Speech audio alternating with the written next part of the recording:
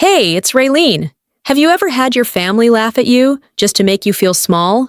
Well, that happened to me at my sister's birthday party. Everyone laughed as she mocked my cheap outfit, but no one knew what I was really wearing. Not until a designer stood up and turned the whole room silent. But it wasn't just about the outfit. It was about how they treated me, always pushing me to the edge, always making me feel invisible. And that night, I realized my family wasn't just ignoring me, they were trying to erase me. What happens when you stop playing their game? Well, you'll have to stick around to find out. Because the truth? It's never as simple as just a joke. It came in a thick ivory envelope with gold foil edges and my name embossed on the front like it mattered. The lettering was precise, formal, calculated. I ran my thumb along the edge, thinking for a moment about not opening it. But I did. Inside, there was the expected, Celine's signature style, printed across the invitation. Join us in celebrating Celine's 38th with elegance, elevation, and evening attire on the rooftop of Le Luxe Austin. And then, a separate card fell out, handwritten in her curling, controlled script. If you do show up, please don't wear anything thrifted. This is a luxury rooftop affair. I stared at that sentence longer than I'd like to admit. It wasn't advice. It was a dart dipped in sugar. I could almost hear her voice behind the ink, laughing softly, as if this was just her being playful. But I knew better. It wasn't just a note. It was a warning shot wrapped in gold foil. I held on to that card for hours. It sat on the corner of my desk at the bookstore while I sorted invoices. It followed me into the kitchen, where I left it leaning against the sugar jar. And by nightfall, I'd folded it once, then again, until it was the size of a matchbook, and stuffed it into my drawer, like it couldn't burn me from there. Still, I went. I wore a cream silk blouse I'd found on an obscure vintage site out of Milan, paired with a deep navy skirt that hugged my frame like it remembered me from another life. The shoes weren't new, but they were mine. Soft leather, clean lines. I'd spent weeks choosing each piece, not for anyone else, but because I wanted to walk into that party feeling like I hadn't been erased. The drive from Charleston to Austin was uneventful until I neared the venue. My phone pinged with texts from cousins and mutuals, all tagging themselves in photos. Champagne flutes, pastel gowns, selfies with the skyline behind them. I pulled up to the front entrance of Le Luxe and noticed right away. Valet attendants were checking QR codes. The guest list. I hadn't been sent one. "Ma'am, do you have a parking code?" the young man asked, his smile just short of sympathy. I hesitated. "I didn't receive anything like that. Could I just—" He interrupted gently. "There's overflow parking 2 blocks down. Public lot. Sorry about the mix-up." I thanked him and pulled away, my stomach tightening. Funny how those things only go missing when it's me. I parked between 2 pickup trucks in a gravel lot and adjusted my skirt in the side mirror. As I stepped out, the uneven terrain caught my heel, but I steadied myself. The Texas evening was warm, the kind of sticky heat that made satin cling. I walked slowly, heels tapping against the pavement, the sounds of clinking glasses and jazz growing louder with every step. By the time I reached the elevator, my blouse had a faint wrinkle and my palms were slick. I pressed the button once, then again. When the doors opened, a couple stepped out. Someone from Celine's PR team, I think, barely glancing at me. Inside the elevator, I checked my reflection. One loose strand of hair, easily fixed. I tucked it behind my ear, lifted my chin, and waited for the ping at the top. The rooftop was a sea of blush tones and gold accents. String lights curled above like constellations designed by someone with too much money and too little imagination. There were photo walls, monogrammed coasters, personalized party favors. All of it. Quintessential Celine. I stepped out, heels meeting tile, and silence. A hush that lasted barely 2 seconds, but felt like a judgment passed. Heads turned. Eyes swept over me. Not a word was spoken, but I heard everything. Celine's friends from college, dressed like they walked out of a bridal shoot, paused mid-sip. Her assistant's assistant, the one who once asked if I was Celine's stylist, blinked with mild confusion. My aunt, who hadn't called me in years, raised an eyebrow. I smiled, polite, neutral, non-threatening, a habit I hadn't broken. Someone laughed faintly in the distance. Not cruel, just surprised maybe. I spotted the bar and walked toward it slowly, trying not to trip on the edge of the rug beneath the tables. A man brushed past me, nodding, then turned around to ask, "Are you with the vendor crew?" "No," I said softly. "I'm family." But it didn't feel like it. As I reached for a glass of water, I caught my reflection in the mirrored tray beside the lemons. I looked fine. Better than fine. I looked like I tried. And somehow that was the crime. I hadn't even crossed the foyer, and I already knew. I didn't belong. But this time, I wasn't going to shrink. As I stepped fully into the crowd, I could feel the unspoken shift. Conversations dipped just enough to register my arrival, then resumed with a bit more energy, like tossing a stone into a pond and pretending you hadn't. A young woman with a clipboard approached me with the efficiency of someone managing chaos behind a smile. "Hi, welcome. Name?" "Raylene Harper," I replied, adjusting the strap on my bag. She flipped through her sheet, nodded quickly, and reached into a tray to hand me a place card. "Here you go, Jessica from catering. Table 6 near the refreshment bar," she said without missing a beat. I blinked. "I'm sorry?" She glanced back at the card. "Oh, wait, are you not with the vendor staff?" I held her gaze for a moment longer than necessary, then said calmly, "No, I'm the bride's sister." The girl's eyes widened. "Oh my gosh, I'm so sorry. I think someone must have... Well, let me check." I waved it off. "It's fine," I said, already slipping the card into my purse. "What would be the point?" I smiled through it. That's what I've always done. Smile through being mislabeled. No one offered a replacement card. No one asked if I wanted to be moved. I found my way to table 6 on my own, tucked beside the photo booth and dangerously close to the bathroom doors. My skirt brushed against a service cart as I sat down. From here, I could see the entire rooftop. The pink and cream balloon garlands, the rose-shaped ice cubes in the cocktails, the gold foil menus with Celine and champagne printed at the top in calligraphy. Every inch of the space was curated. Everything matched. Except me. A server stopped to offer champagne and did a double take at my badge. I saw his mouth twitch before he moved on. I poured myself water from the pitcher instead. The MC took the stage a few moments later. A woman in a sequined jumpsuit, voice like a podcast host who knew her worth. "Let's get this party started. First, let's give it up for our birthday queen, Celine." Applause broke out like a wave. Celine emerged from behind a curtain of tulle and fairy lights, all smiles and swaying hips. Cameras flashed. She beamed like she invented rooftop parties. And maybe in her world, she had. "Let's also take a second," the MC continued, "to shout out the amazing team behind this night, including our fabulous sister from the PR team, Jennifer?" Heads turned, mine included. I sat still. A few guests chuckled, a few clapped. I lifted my glass, pretended to take a sip, just to give my face something to do. The rim of the glass cooled my lips while my throat tightened. Invisible people often become the joke because no one fears offending them. Celine didn't correct her. She was too busy accepting hugs and posing for photos. I pulled out my phone under the table and snapped a quick shot of the name card still peeking from my purse. Jessica. It wasn't for revenge, it was proof, for myself. So I wouldn't second-guess later, wouldn't wonder if I'd exaggerated the slight. Because it wasn't an accident, it was a pattern. The music picked up again, something smooth and expensive-sounding. Servers passed around tiny lobster sliders and gold-dusted macarons. Conversations buzzed all around me, not with me.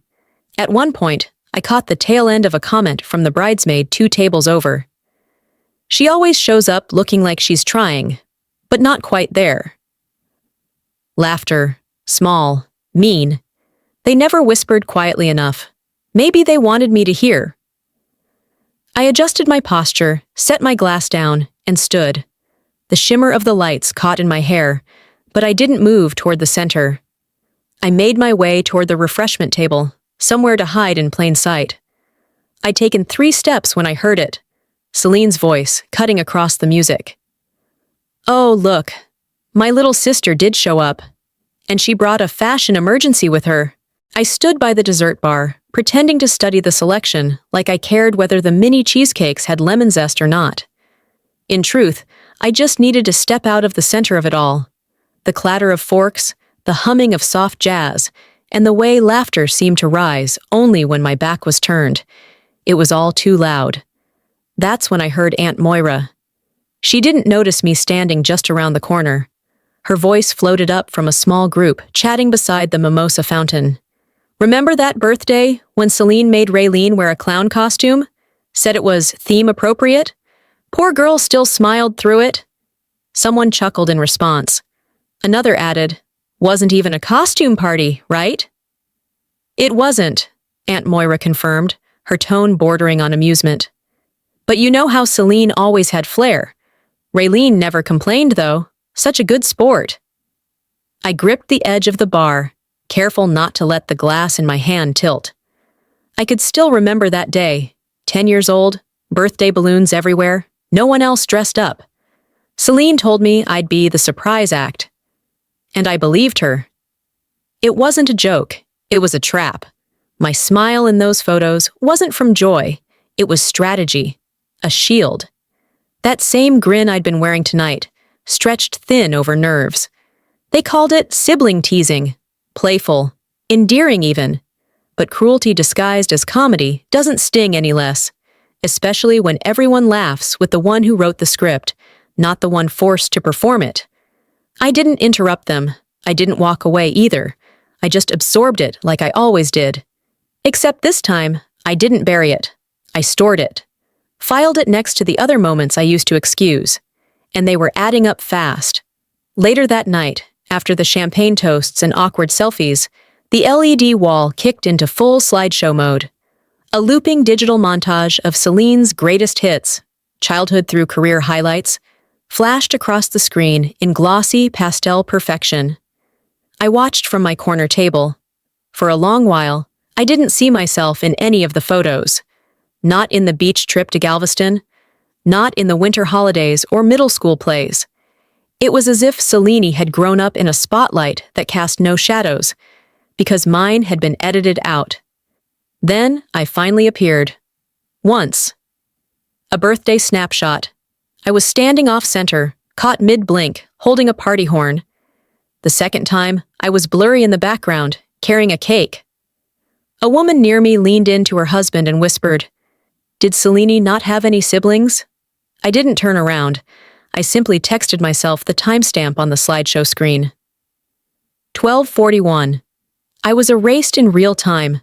I thought of all the photo albums my mother kept in her hallway.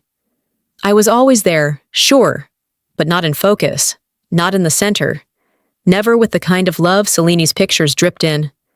Mine were placeholders, proof that I existed, but rarely that I mattered.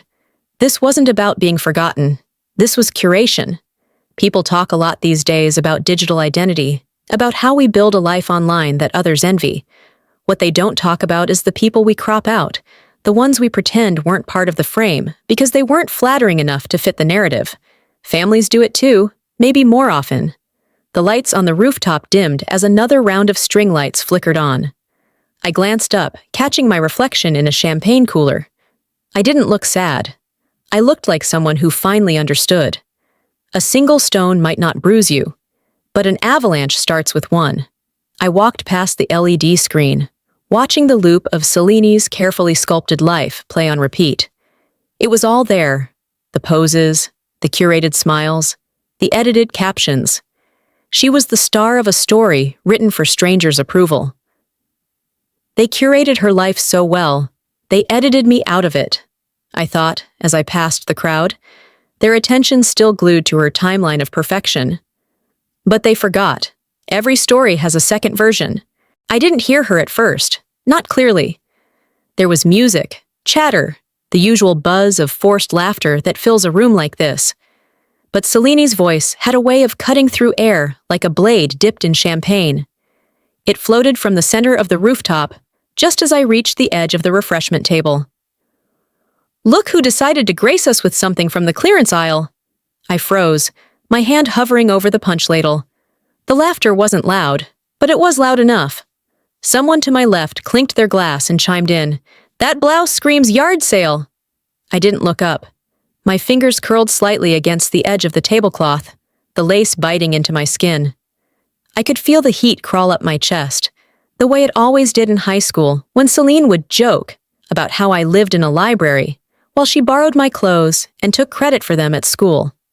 Behind me, one of her bridesmaids added, with a half laugh and a full smirk, "It's giving thrift store prom."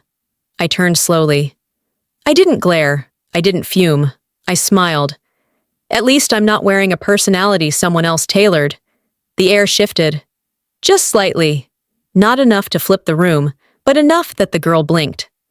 I walked away before she could reply. Celine didn't stop me. She didn't need to.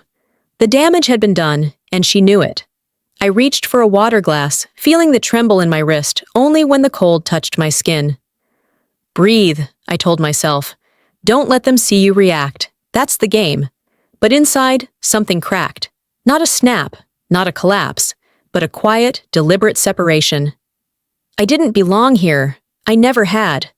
But this time, the pain didn't come with shame. It came with clarity. A few minutes later, the MC returned to the stage with a wireless mic and a booming voice. "Let's play a little game. We're flashing some baby photos. Guess who's who?" The LED screen behind her flickered to life. The first few slides drew laughs and gasps. Celine at 5 with cake all over her face, a cousin in an Easter bonnet, someone in a dinosaur costume. Then the screen stopped on a grainy photo of a small girl standing stiffly in front of a tree, holding a balloon shaped like a duck. Her eyes were half closed. Her dress didn't match. She looked awkward. Alone. "Okay," the MC called out. "Who's this cutie?" Silence. Someone joked, "Is she one of the housekeeper's kids?" More silence. A nervous chuckle. I stared at the screen. I knew that picture. I remembered how Celine had told me I looked too plain that day, and Mom had thrown on whatever dress was clean. I'd been 7. That balloon had deflated by lunchtime. No one guessed my name. They erased me in memory before they ever erased me in pictures, I thought, sitting back down, legs stiff. A man across the table offered a sympathetic smile. He didn't say anything. No one did. And that was the worst part, not the insult, not even the photo, the indifference, the quiet confirmation that, to them, I was a placeholder, not a presence. The slideshow moved on. More Celine, more curated perfection. I watched the room light up for her. They always did. This isn't about one dress, I told myself. This isn't about one night. It was the accumulation, the echo of every time I'd been put on mute, cropped out of family group chats, handed off as just the quiet one. And it wasn't weakness that kept me silent all these years. It was strategy.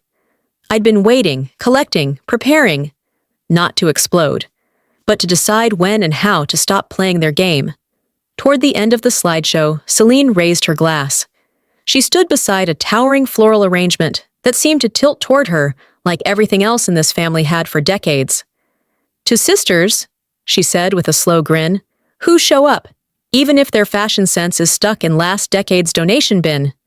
People laughed. Of course they did. I set my drink down, then stood.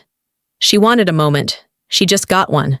The sound of laughter followed me like a shadow across the rooftop, only this time it didn't stem from a clumsy remark or an accidental stumble. It was directed, sharpened. I was heading toward the buffet table when I noticed Lana, one of Celine's bridesmaids, standing off to the side, angled just right with her phone in hand. She wasn't texting, she was live streaming. I paused, then subtly glanced at my reflection on a mirrored tray near the fruit display. There I was, mid-bite, caught in a frame I never agreed to. Lana's voice rang through faintly from the phone speaker. I mean, bless her heart. She looks like a librarian who got lost on the way to a gala. My chest tightened. Not because of the insult, I'd survived worse, but because of the audience. She wasn't just mocking me, she was broadcasting it. I wasn't just the joke in the room anymore. I was the punchline sent into the ether. I took a breath, squared my shoulders, and walked up to her. Not fast, not loud. Controlled. Lana, I said evenly. She startled a little, clearly not expecting me to engage. Turn it off. Oh, I was just... Delete it, I said. My voice never rose. Or I'll make sure the only thing viral about this party is your lack of empathy. Her mouth opened, then shut. Celine swooped in seconds later, drink in hand, smile practiced. Ray, really, don't be so sensitive, she said, laughing just enough to draw attention from a nearby table. I turned my gaze to her, held it. This isn't sensitivity, Celine. It's awareness. Celine blinked, thrown off by my calm, but she didn't push. For once. I turned and walked away. Not far from the bar, I found myself face to face with Travis. Of course he'd be here. Didn't think you'd show, he said, lifting a champagne flute as if we were old friends. Thought this wasn't your kind of crowd. Too shiny, not enough book dust. I raised an eyebrow. And yet you still ended up marrying someone who only likes you on camera. His smirk faltered. He stepped a little closer, lowering his voice. Look, it's just... your vibe. Always was. You're not exactly pageant material. Pageant material? I repeated. That what your mom said at that dinner years ago? He hesitated. She said I looked like the help, I answered for him. I remember. He cleared his throat. She didn't mean it like that. She meant exactly like that, I said.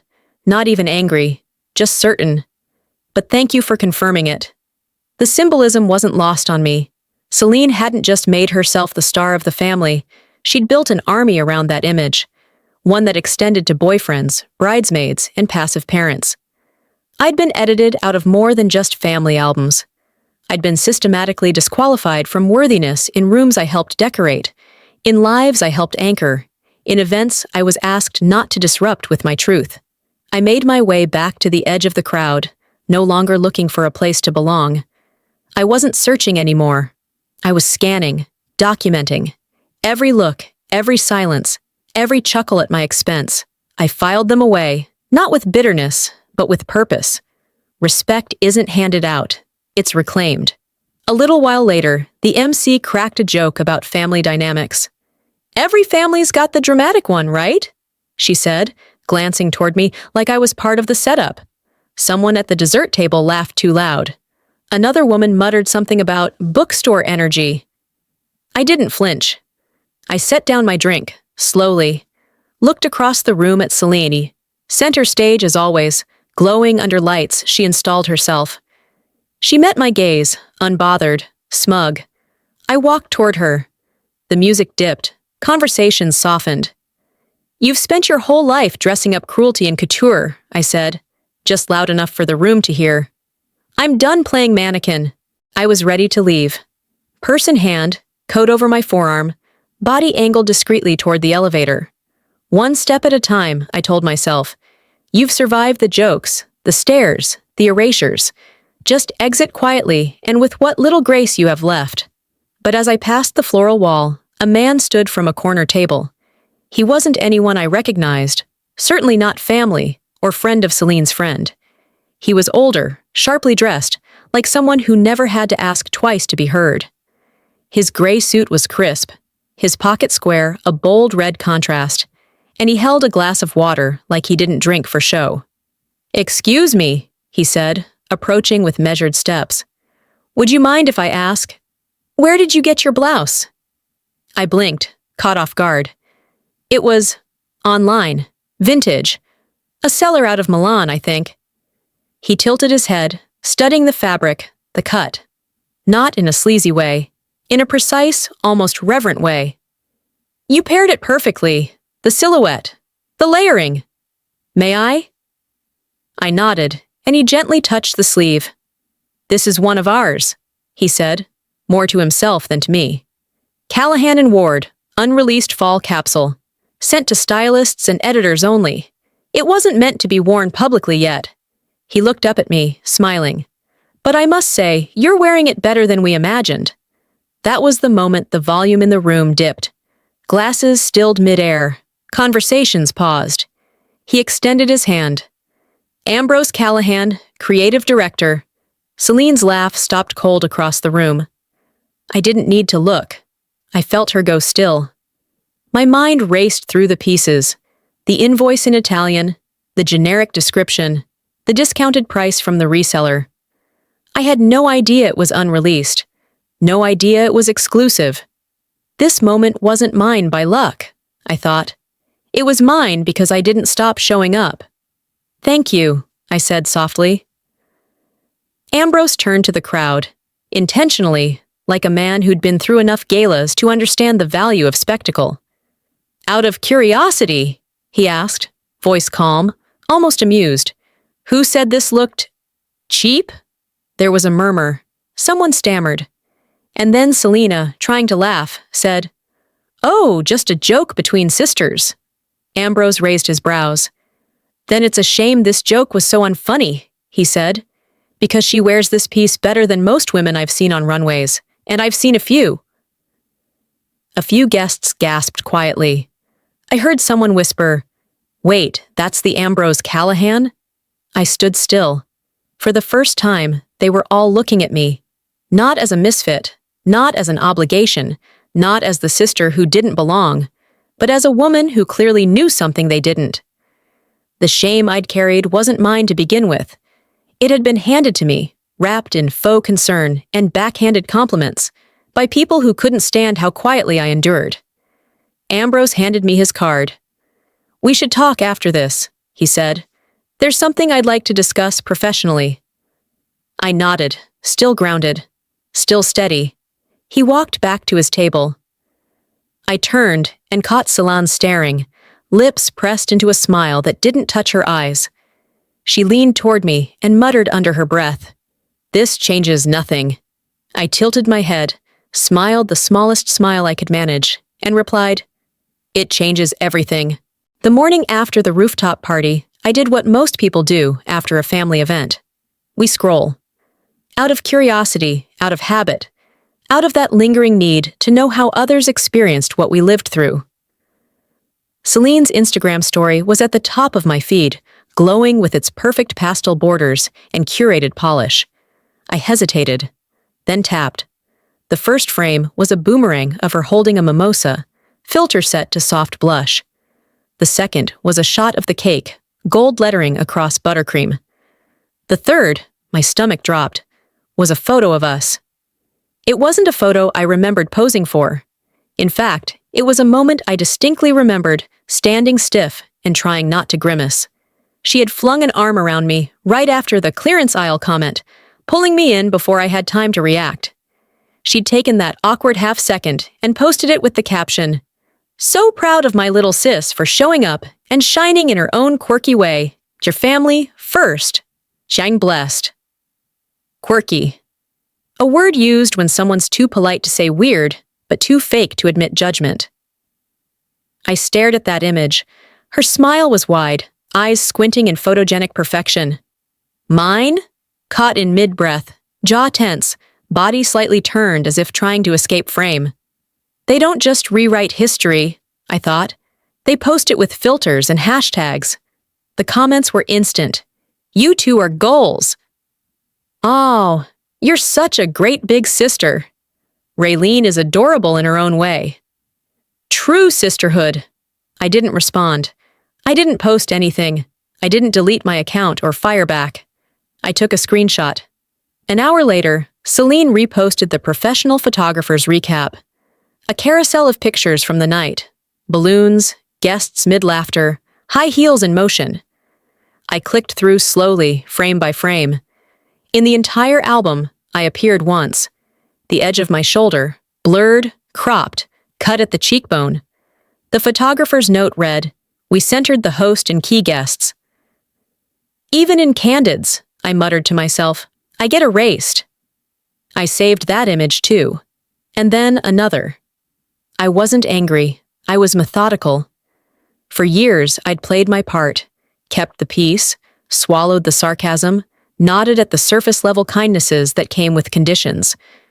But now, they played social. I'd play silent, but not small. I opened a folder on my phone and titled it Receipts 1. One by one, I dropped each piece in. The fake praise, the cropped-out face, the live video from Lana, the joke captions. I didn't do it to hurt anyone. I did it because this time, I wouldn't let the narrative get rewritten before I had my say. I thought of what Michelle Obama once said, when they go low, we go high. But sometimes going high means standing so still that the ground under them collapses from its own weight. Later that evening, I received a group text from a cousin. OMG, Celine's post went viral. You're in it, girl. I typed back, then erased. Instead, I opened my camera roll, stared at the awkward photo again, the one that pretended to be love, and I whispered, I won't outshine you, I'll outlast you. The email came at 6:17 a.m. I was still in bed, watching sunlight creep across the hardwood floors of my tiny apartment when my phone vibrated on the nightstand. It was from the event planner's assistant. The subject line read, Follow-up, seating and visual plan. She must have forwarded it by mistake, probably meant it for Celine. But curiosity won, and I opened it. 3 lines in, my stomach went cold. For Raylene's seat, let's make sure it's not in any primary camera angles. Low light area preferred. Celine wants the visual cohesion to stay tight. I read it again. Then again. It wasn't neglect, it was design. All the moments I'd tried to rationalize, being cropped out of the group shots, my place card reading Jessica, the Guess Who photo game where no one recognized me, none of it was accidental. This wasn't about being overlooked. It was about being contained. I didn't cry. I didn't scream. I took a screenshot, then another, then downloaded the whole thread and printed it at the UPS store 2 blocks away. I folded the pages carefully and slid them into a manila envelope like evidence in a courtroom. Later that evening, Celine hosted the final toast of her weekend-long celebration. A sit-down dinner, candlelit, with a string quartet and a floral chandelier that dripped orchids like a bleeding tree. Ivy, her best friend from grad school, presented her with a large, wrapped gift during dessert. Celine beamed, unwrapped it with the flair of someone who expected nothing but excellence. Inside was a framed painting, delicate brushwork, soft tones, layered textures. Mine. It was the piece I had commissioned months ago. A symbolic piece about roots and broken branches. Subtle, but deeply personal. I'd hand-delivered it to Celine's house before the party, even wrote a note that said, Maybe this can hang somewhere that matters. Celine held it up and said, loud enough for the entire room to hear, Thank you, Ivy, for this custom piece. It's stunning. Claps echoed through the candlelight. Ivy blinked. She didn't correct her, just smiled politely and looked down. I didn't move right away. Then I stood. I walked to the front of the room, heels silent against the wood. My hands didn't shake. I didn't raise my voice. I simply placed the envelope on the table in front of her and said, That's not hers to thank you for. The room shifted. Celine stared, smile frozen. I opened the envelope and pulled out the signed receipt, the delivery notice, and the card with my handwriting. I brought this to your house. You said you hadn't opened it yet, that it didn't match your guest bathroom's vibe. A few guests gasped. Phones came out, some recording, some pretending not to. Celine's eyes darted around. Well, she stammered, what's mine is hers, right? We're family. I tilted my head. Then why do you keep trying to steal what I barely show? Silence. My mother, seated 3 chairs over, looked away. My uncle shifted uncomfortably. Someone whispered, Is this part of the toast? No one laughed. I turned toward the door, but didn't leave. I reached for a glass near the end of the table, lifted it gently, and tapped it once with my fork. The room fell quiet. "You all came for Celine's spotlight," I said, voice calm. "Let me show you what it looks like when truth steps in." By the time I returned to my hotel that night, the adrenaline had faded. I didn't feel triumphant. I felt hollow. Not in a painful way, but like something had finally been scooped out of me, something that had been rotting there for years. I showered in silence, pulled on an old t-shirt, and curled into bed without turning on the lights.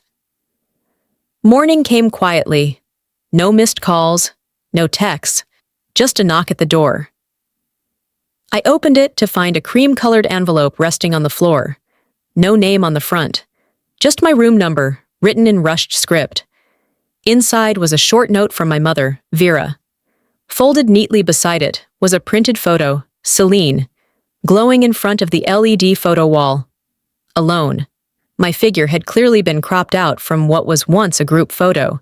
It was subtle, but not accidental. Not anymore. The letter read, "I hope you understand why we kept the focus on Celine. It was her night. Don't take it personally." I sat on the edge of the bed and read the line twice. Then, once more. I didn't take it personally. They made it personal for me. I held the photo up to the window. You could see just the edge of my dress at the border. Evidence that I had been there, only to be edited out of the final version. A curated truth. They didn't just forget me. They actively reshaped the scene to exclude me, to keep the image clean, neat, Celine-centric. It wasn't carelessness, it was hierarchy preservation, a controlled story, their story. Later that afternoon, I walked to a nearby cafe for a coffee and a moment alone with myself. I sat on the patio, watching people pass, earbuds in but no music playing. Just the sound of traffic and my thoughts spinning. A hand tapped my shoulder. It was Betrayal, one of Celine's bridesmaids, slightly drunk and overly affectionate. "Girl," she slurred, sitting down uninvited. "We had this group chat going for weeks. You wouldn't believe the memes we made about your outfit." She giggled, completely unaware of the line she had just crossed. "You should have seen the one where someone called it substitute teacher meets JCPenney clearance." I stared at her, not blinking, not flinching. "I'm glad I wasn't invited to a conversation where I was just content," I said, calm and cold. Brielle sobered slightly. She gave an awkward laugh, stood up quickly, and muttered something about needing to catch her Uber. I didn't stop her. Back in my hotel room, I opened my suitcase but didn't unpack. I pulled out my planner, flipped past the week, and circled the next Thursday. Then I opened a new browser tab. Flights, New York, one way. I booked it without hesitation. I wasn't going home. Not yet. Maybe not ever. I'd been building a life that tiptoed around their comfort. Now, I was designing one that had nothing to do with their proximity. Distance wasn't punishment. It was prevention. I wrote a single line in my journal. Forgiveness without accountability is just permission in disguise. And I'd spent a lifetime giving them permission, not anymore. That evening, as the sun set behind the hotel curtains, I picked up my phone, opened my texts, and typed, "If your offer still stands, I'm ready." I hit send to Ambrose Callahan. 2 weeks later, New York City felt like a different world. I stepped into the private showroom of Callahan and Ward, not as a guest, not as someone's plus one, but as someone who'd finally accepted an invitation of her own making. Ambrose had kept his promise. The space was intimate, vaulted ceilings, velvet seating, and racks of pre-release pieces lined along marble walls. The air smelled faintly of jasmine and new leather. Editors, stylists, photographers, and people whose names had been in print longer than I'd been on payroll mingled beneath soft lighting. And there, standing at the far end of the room, was Dr. Meredith Ingram, my literature professor from college, the woman who once pulled me aside after class and said, "You think like someone who's always been spoken over." She recognized me before I could approach. Her smile stretched, not in surprise, but in pride. After the final model left the runway, the lights dimmed just enough to draw attention to the podium. Ambrose stepped up and cleared his throat. "I've spent decades chasing elegance," he began. "But in the last few weeks, I was reminded that elegance isn't stitched into fabric. It's sewn into how a person stands under fire." He paused, looking directly at me. "This," he said, extending an arm, "is Raylene Harper. She doesn't just wear grace, she redefines it." There was a round of soft applause, some polite, some genuine. Then Dr. Ingram stepped forward unexpectedly and took the mic. "This woman once helped me through a crisis that could have cost me everything," she said, voice steady. "Tonight, she reminded me what integrity looks like, what quiet power can become when it decides to stop whispering." The room shifted, not in noise, but in tone. Respect is quiet when it's real. You feel it before you hear it. Later, during the reception, I stood near the espresso bar, reviewing a mock-up of campaign concepts. Ambrose leaned in and asked, "Still ready?" I nodded. "More than ever." "This line," he said, thumbing through sketches, "isn't just about design. It's about disruption, real elegance, no filters, no applause needed." He tapped the cover, then looked at me. "You're the face, and the eyes behind it." I felt a flicker of something rare, ownership, not over them, not over Celine, over myself. I wasn't rising from ashes. I was finally standing in my own light. That evening, headlines started to surface. From sister to stylist, the silent power of Raylene Harper. Another, viral humiliation turns to fashion icon. Celine's sister steps into her own frame. Celine's name trailed mine now, not the other way around. Online, people were commenting, not on my outfit, but on the way I'd carried the moment, on my silence, on the restraint. Some even questioned Celine's intentions after someone anonymously leaked the seating plan email. I had no hand in it.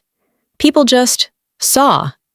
Justice didn't need my voice, it just needed my endurance. I was handed a bouquet near the end of the night, wrapped in brown paper, tied with a navy ribbon. A card slipped inside, read, "Sometimes being uninvited is the best way to arrive." I stepped out onto the balcony, the lights of Manhattan shimmering below, like a promise I finally believed belonged to me. I looked up at the skyline and thought, and I'm just getting started. 2 mornings after the Callahan event, my phone buzzed against the marble counter as I poured myself coffee in the New York apartment Ambrose had arranged for me. I let it ring once, twice, before I glanced at the screen. Voicemail, from my mother. I didn't press play right away. I carried the mug to the window, sat with the steam in my face, and stared out at a city that had no memory of who I used to be. When I finally listened, her voice was soft, hesitant.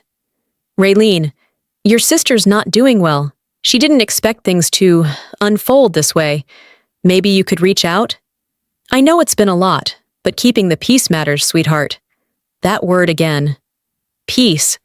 As if peace had ever been part of our story. They always ask me to reach out. Never why I walked away. There was no mention of the photos, the lies, the performance she applauded while I was being erased in real time. No apology. No ownership. Just the familiar request. Be the bigger person. Be the bridge. I opened my journal, one I hadn't touched in months. I flipped past grocery lists and half-finished poems until I landed on a page from years ago. At the top, I had written, "Ways I made myself smaller to fit." The list was longer than I remembered. Saying yes when I meant maybe. Laughing at jokes that bruised. Staying out of photos. Editing my voice, my dress, my very presence to avoid making anyone uncomfortable. Forgiveness, I'd learned, doesn't always require a conversation. Sometimes it's choosing not to walk back into the same room where the lights never turned your direction. That afternoon, I met Dr. Ingram and one of the Callahan campaign editors for lunch. We sat outside under string lights and a striped awning, the kind of place where no one needed to pose before they poured cream in their coffee. We talked about boundaries, and the strange relief of no longer needing to prove anything. I told them about the voicemail, about the invitation to make peace without acknowledgement. Dr. Ingram stirred her tea slowly and said, "You know, sometimes dignity costs more than forgiveness, but it lasts longer." The editor added, "Family isn't who shares your name, it's who doesn't ask you to shrink." Later that evening, I pulled out an old print of Celine's LED birthday wall, the one with me cropped out like a smudge. I flipped it over and wrote on the back, "Not my shame to carry anymore." I slipped it into an envelope and addressed it to myself. It was a ceremony, not a message. Then, I placed the envelope in a keepsake box, closed the lid gently, and whispered into the quiet. I didn't win by fighting back. I won by walking forward. The Chicago Fashion Conference was everything I'd imagined. The air buzzed with excitement. The clink of glasses filled the grand hall, and the hum of creative minds collided. I was the keynote speaker at a panel titled Silent Strength, Redefining Legacy, a title I had earned, not been handed. The audience's gaze on me felt different now. They weren't looking at me like they once had, through lenses tinted with judgment and assumptions. Instead, they saw me for who I had become, the woman whose vision had been realized. And the screens throughout the venue reinforced that. One by one, flashes of my campaign lit up the room, including the blouse that had started it all. The same blouse that Celine had mocked. The same blouse I had worn as a silent act of rebellion. Now it was displayed for all to admire. A symbol of strength, not ridicule. The slideshow continued, and then, without warning, Celine's face appeared on one of the clips, unintentionally, during a segment about cruelty disguised as family jokes. It wasn't staged, it wasn't planned.